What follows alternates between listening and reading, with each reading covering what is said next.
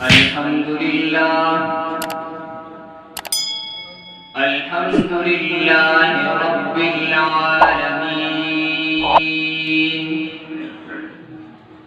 والصلاة والسلام على سيد الأنبياء والمرسلين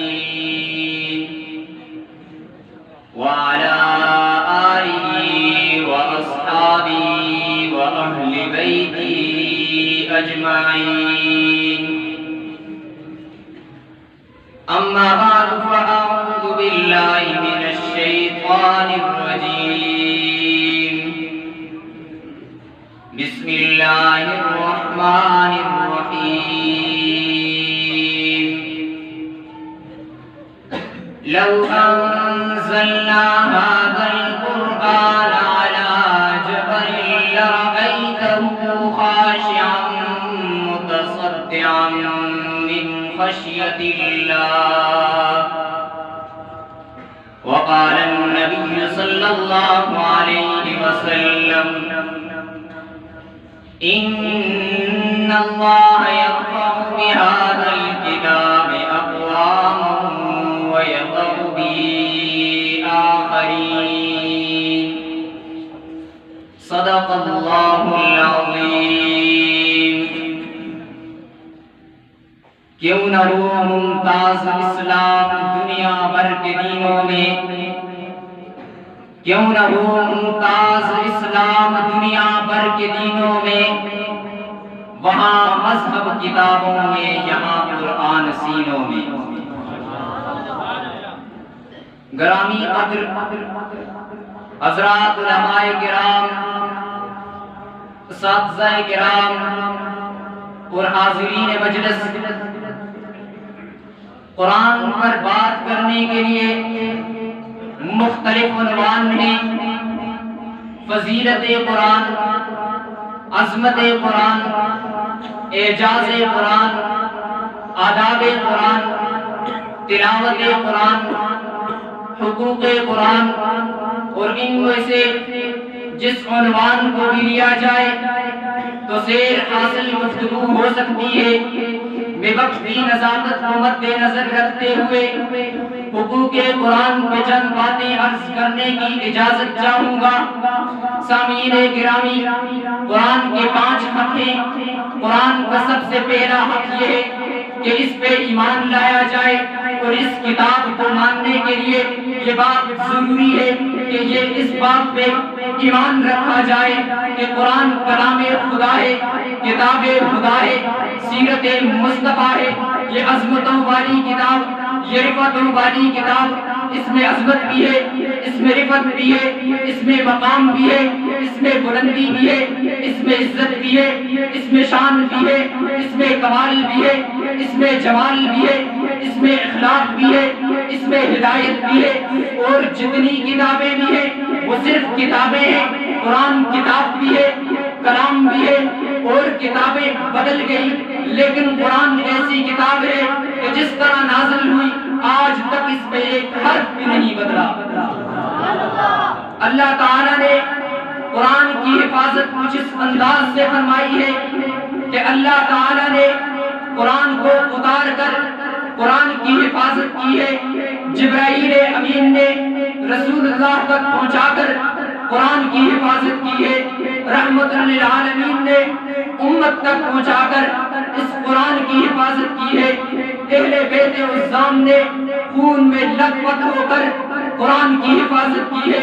صحابہ کرام نے جانوں کے نذرانے پیش کر کے قرآن کی حفاظت کی ہے. مفسرین کرام نے تفاسیر قرآن بیان کر کے قرآن کی حفاظت کی ہے. علماء امت نے اشاعت دین کر کے قرآن کی حفاظت کی ہے. قراء اعظام نے ادائیگی صحت کی حفاظت کی ہے. حفاظ کرام نے الفاظ قرآن کی حفاظت کی ہے. اور آج تمام دینی مدارس مکمل علوم قرآن کی حفاظت کر رہے ہیں، اس لیے کہ اللہ تعالیٰ نے قرآن کے اندر اِنَّا نَحْنُ نَزَّلْنَا الذِّكْرَ وَإِنَّا لَهُ لَحَافِظُونَ فرما کر دنیا کو یہ بتا دیا کہ قیامت کی صبح تک اس میں ذرہ برابر بھی رد و بدل نہیں ہو سکتا. اس لیے لیے کہ اس کی حفاظت کا ذمہ میں نے خود اٹھایا ہوا ہے۔ سامعین گرامی، قرآن کا دوسرا حق یہ ہے کہ اس کی تلاوت کی جائے، اور جتنی کتابیں بھی ہیں وہ باقاعدگی سے تلاوت نہیں ہوتی۔ قرآن ایسی کتاب ہے کہ جو باقاعدگی سے تلاوت ہوتی ہے۔ تورات، زبور، انجیل، صحائف، یہ تمام ایسی کتب ہیں کہ جیسے وکلاء کی الماریوں میں لا اور قانون کی کتابیں رکھی جاتی ہے کہ جب ضرورت پڑی کتاب اٹھائی، مسئلہ دیکھا، پھر وہی رکھ دی۔ لیکن قرآن ایسی کتاب ہے کہ جو باقاعدگی سے تلاوت ہوتی ہے، اور جو شخص قرآن کی تلاوت کرتا ہے اسے ایک حرف پہ 10 نیکیاں ملتی ہیں۔ شیر خدا حضرت علی المرتضیٰ رضی اللہ تعالیٰ عنہ سے روایت ہے، فرماتے ہیں کہ جو شخص باوضو ہو کر قرآن کو چھو کر قرآن کی تلاوت کرے گا تو ایک حرف پہ اسے 25 نیکیاں ملیں گی۔ محترم سامعین، قرآن کا تیسرا حق یہ ہے کہ اس کو سمجھا جائے تاکہ معلوم ہو سکے قرآن کہتا کیا ہے، قرآن بتاتا کیا ہے، قرآن کا مطلب کیا ہے، قرآن کا مفہوم کیا ہے، قرآن کا معنی کیا ہے۔ قرآن کا چوتھا حق یہ ہے کہ اس پہ عمل کیا جائے۔ یاد رکھو، قرآن کے نزول کا مقصد صرف مقدس کتاب بنا کر الماری میں سجا کر مشک وغیرہ لگا کر رکھ دینا نہیں ہے، یا تنازع میں عدالت میں لے جا کر سر پہ رکھ کے قسم کھانے کے لیے یہ قرآن نہیں آیا، بلکہ یہ قرآن تو عمل کی کتاب ہے۔ آج ہم اپنی زندگیوں میں غور کریں کہ ہم قرآن سے کتنے دور جا چکے ہیں۔ اگر ہم قرآن پہ عمل کرتے تو رسوا نہ ہوتے، قرآن پہ عمل کرتے تو ذلیل نہ ہوتے، قرآن پہ عمل کرتے تو غیروں کے غلام نہ ہوتے، قرآن پہ عمل کرتے تو ظلم کی چکی میں نہ پستے۔ ہم قرآن کو مان کر سود کھاتے ہیں، قرآن کو مان کر رشوت کھاتے ہیں، قرآن کو مان کر علماء سے دشمنیاں ہیں، قرآن کو مان کر کفار سے دوستیاں ہیں، قرآن کو مان کر یہود و نصارہ کے ایجنٹ ہیں۔ ہمیں سوچنا ہوگا، کیا یہ قرآن سے منافقت تو نہیں ہے؟ کیا یہ قرآن سے بغاوت تو نہیں ہے؟ آج قرآن سے دوری کا یہ عالم ہے کہ آپ عدالت میں جائیں، ملک مسلمان کا، عدالت مسلمان کی، فوج مسلمان کی، کیس کا مدعی مسلمان، ملزم مسلمان، گواہ مسلمان، جج مسلمان، وکیل مسلمان، لیکن جب فیصلہ ہوتا ہے تو جج مسلمان، جج کی موجودگی میں، مسلمان وکیل کی موجودگی میں مسلمان جج فیصلہ قرآن کے خلاف اور انگریز کے قانون کو دیتا ہے۔ کیا یہ قرآن سے منافقت نہیں ہے؟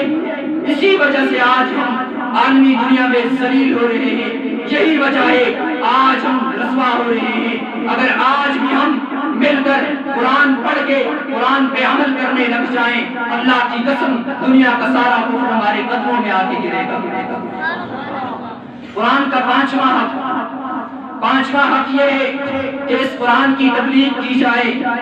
سب سے پہلے ہم اس قرآن کو پڑھیں، اس پہ عمل کریں، اس کو سمجھیں، اس کی تبلیغ کریں، اور کچھ بھی نہ ہو سکے تو کم از کم اپنے بچوں کو ضرور قرآن کے قاری بنائیں، قرآن کا حافظ بنائیں گے نا انشاءاللہ۔